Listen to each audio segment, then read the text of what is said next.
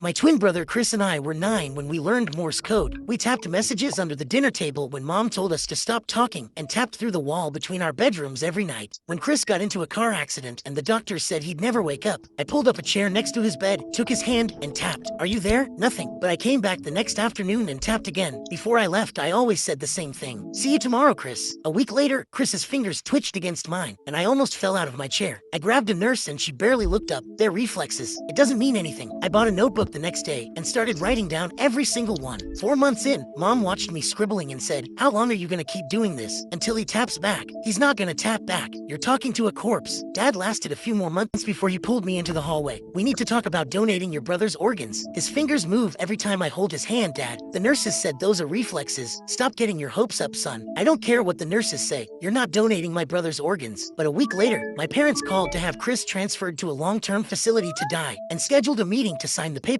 The afternoon before the meeting, I tapped into his palm like always, but this time, something tapped back. Short, short, short. Long, long, long. Short, short, short. SOS. I grabbed his hand. "Chris, if that's you, squeeze once." He squeezed so hard my knuckles cracked. I stormed into the meeting room and told them my brother just responded to me. The caseworker said, "This is very common with families who aren't ready to let go." My parents nodded. I grabbed the transfer papers off the table. "You're not signing anything until you come see for yourself." I walked them to Chris's bed and grabbed his hand. "Ask him anything." The caseworker asked what year it was. Chris squeezed out the answer. Count to 5. 5 perfect squeezes. His mother's name, tapped out letter by letter. By the 10th question, she said, "He's still alive. We can't move him." Weeks later, I asked Chris what kept him fighting when everyone gave up. Heard Mom call me a corpse. Heard Dad say donate my organs. Heard all of them leave, except you. I asked why. I wanted to see you too.